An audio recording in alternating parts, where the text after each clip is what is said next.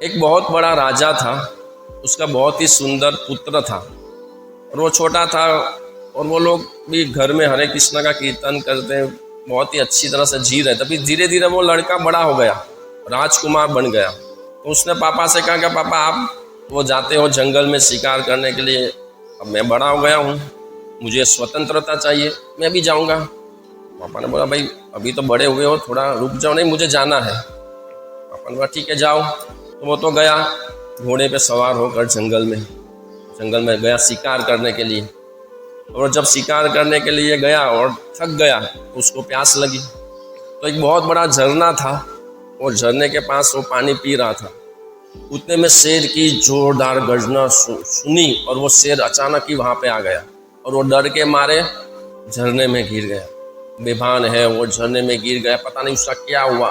और पानी में डूबते डूबते बेभान अवस्था में वो कहीं दूर निकल गया और वो एक माछी मार को मिला। उसने उसको बचाया और जब उसको पूछा कि भाई तुम कौन हो, तो पूरी याददाश्त भूल चुका था कि वो राजा का लड़का है। उसके कपड़े सब फट चुके थे तो पता नहीं पड़ा कि वो कौन है। तो माछी मार ने बोला ठीक है तुम मेरे साथ रहो। वो उधर ही रहने लगा। पकवान खाने वाला राजकुमार आज सड़ी हुई मछली खा रहा है, सड़ी हुई रोटी खा रहा है और झोपड़े में रह रहा है। क्यों रह रहा है? क्योंकि वो याददाश्त भूल गया है कि वो राजा का लड़का है। उस तरफ राजा परेशान है कि मेरा बेटा वापस क्यों नहीं आया। ढूंढो, पूरे सब जगह पे ढूंढो कि वो कहाँ पे है। और सब सैनिक सब लोग ढूंढ रहे हैं, इधर ढूंढा उधर ढूंढा, कहीं पे नहीं। और एक जगह पे आखिर में मिला, वो मिलकर खुश हुआ और राजा का लड़का मिला। चलो, उसने कहा तुम्हारे घर, मेरा घर तो यही है, तुम्हारे पापा के पास, यही मेरे पापा है, वहाँ पे अच्छे अच्छे पकवान, यही मेरा खाना है, मुझे इसमें मज़ा है, मैं नहीं आऊँगा। लाख समझाने पर वो नहीं आया। उधर उसके पिताजी परेशान हैं। सब लोगों ने जब प्रयास किया वो नहीं आया, तब राजा ने बोला मैं खुद जाऊँगा मेरे बेटे को लेने के। और वो वहाँ से दूर से, कितनी दूर से अपना राजमहल, अपना राजपाट सब कुछ छोड़कर उस बेटे के पास आया कि चलो। वो तो देखता रहा भाई, इसको कहीं पे देखा हुआ लगता है। फिर राजा ने वो बचपन की कहानी सुनाई और फिर गाया हरे कृष्णा हरे कृष्णा। और जब गाया तो वो तो बचपन से उसके महल में कीर्तन होता था हरे कृष्णा का। तो वो बेटे का रोंगटे खड़े हुए, ये तो मेरे पिताजी है। और जैसे जैसे हरे कृष्णा और पिताजी गाते गए उसकी स्मरण शक्ति आने लगी। उसका वो जो मच्छी मार के प्रति जो मोह था वो नष्ट हो गया। वो जो गंदा खाना था उसके प्रति मोह था वो भी नष्ट हो गया। अब उसको वो फोर्स करने का जरूरत नहीं है कि तुम वहाँ पे चलो, क्योंकि उसकी स्मरण शक्ति वापस आ गई। पिताजी भी खुश हो गए, वो दोनों गले मिले और वो पिता उसको लेकर राजमहल में चला गया। अब क्या है पॉइंट ये है कि इतने लोगों को भेजा, वो नहीं आया, तब राजा खुद आया। उसी तरह से भगवान कृष्ण बहुत से भक्तों को, उनके पार्षदों को भेजते और कई बार वो खुद आते हैं कि देखो मैं तुम्हारा पिता हूँ।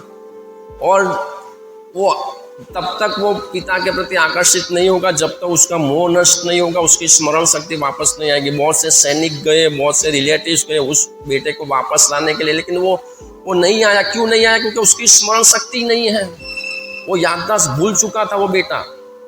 और जब पिता आया, हरे कृष्ण का कीर्तन किया, इसलिए चैतन्य महाप्रभु आए और हरे कृष्ण का कीर्तन करके सबको स्मृति दिला रहे हैं। क्योंकि गोलोक में सतत हरे कृष्ण का कीर्तन होता है। गोलोकेर प्रेम धन हरि नाम संकीर्तन, इसलिए वो जब कीर्तन यहाँ पर होता है तब हमारी स्मरण शक्ति वापस आने का पूरा चांसेस है। और जब वो बेटा वो मच्छी मार के यहाँ रह रहा था, तब उसको कोई बोल रहा था ये मछली मत खाओ, तुम तो पकवान खाने वाले हो राजकुमार, वो थोड़ी मानेगा। वो तब तक नहीं माना जब तक उसकी स्मरण शक्ति वापस नहीं आ गई। अर्जुन भी विस्मृति हो गई थी।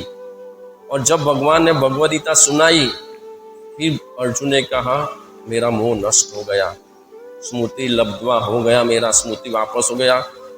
तत्प्रसादात् मया अच्युत, हे अच्युत आपकी कृपा से मेरा मोह नष्ट हो गया, मेरी याददाश्त वापस आ गई। उसी तरह से हम भगवान का गोलोक भगवत धाम छोड़कर हम शिकार में निकले, और शिकार में ऐसे निकले कि माया का इस पूरा जगत में हम हमारी याददाश्त ही भूल चुके हैं कि हमारे पिता राह देख रहे हैं। और इसलिए पिता भी आते हैं हमको लेने के लिए, अपने भक्तों को भी भेजते हैं। और मेन जो यहाँ पर जो पॉइंट है कि वो भौतिक भगवान के प्रति इतना आकृष्ट होता है कि वो भौतिक शरीर के प्रति आकृष्ट ही नहीं होता है। एक पुरुष एक स्त्री के प्रति तब तक आकर्षित होगा जब तक वो राधा कृष्ण के प्रति आकृष्ट नहीं होगा। वो लड़का, समझने वाला बात यह है कि वो राजा का लड़का था, महलों में रहने वाला था, पकवान खाने वाला था, ऐश्वर्य का भोग करने वाला था, लेकिन उसको वो झोपड़े में भी मजा आ रहा था, वो सड़ी हुई मछली खाकर भी उसको आनंद आ रहा था। क्यों आनंद आ रहा था? क्योंकि उसको उसकी मेन स्वरूप अवस्था मालूम नहीं हुई। उसी तरह से हमको ये मल मूत्र से भरे हुए शरीर के प्रति भी आकर्षण होता है, ये भोग का भी आकर्षण होता है, दारू तंबाकू व्यभिचार सबका आकर्षण होता है, क्योंकि हमको वो मेन आकर्षण नहीं हुआ है।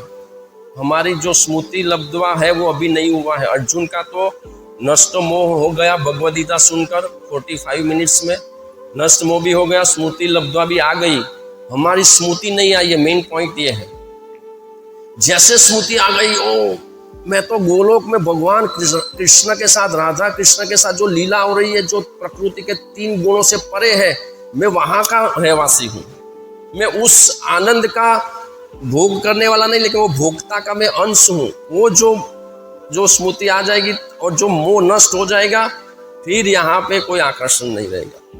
यहाँ पर तब तक ही आकर्षण रहेगा जब तक मोह नष्ट नहीं होगा, जब तक याददाश्त वापस नहीं आती है, तब तक ही ये सब कुछ आकर्षित करेगा। और जैसी वो याददाश्त आ गई, ये सब कुछ बंद हो जाएगा। इसलिए विषया विनिवर्तन्ते निराहारस्य दीन रसवर्जम रसोप्यस्य परम दर्शन। इसलिए भगवान कहते हैं कि भाई ऊंचा टेस्ट मिलेगा, और जैसे जैसे मिलता जाएगा वो खराब छूटता जाएगा। तो इसलिए जो राजा ने वहां पर आकर हरे कृष्ण का कीर्तन किया, उसी तरह से हमें हर रोज हरे कृष्ण का कीर्तन करना है, हरे कृष्ण का जप करना है। वो हरे कृष्ण का कीर्तन, वो जप हमारी स्मृति वापस लाता है। ये भगवद गीता भागवत हमारी स्मृति वापस लाता है। और जो भगवद गीता पढ़ेगा नहीं, भागवतम पढ़ेगा नहीं, हरे कृष्ण का कीर्तन करेगा नहीं, तो उसकी वो स्मृति आएगी नहीं। और स्मृति नहीं आएगी तो वो मोह नष्ट नहीं होगा, और मोह नष्ट नहीं होगा तो वो आलिया भट्ट का भी आकर्षण होगा, शाहरुख खान का भी आकर्षण होगा। उसके शरीर में जाकर उसको कैसा आनंद होता है, उसका अनुभव करने का भी हमको इच्छा होगा।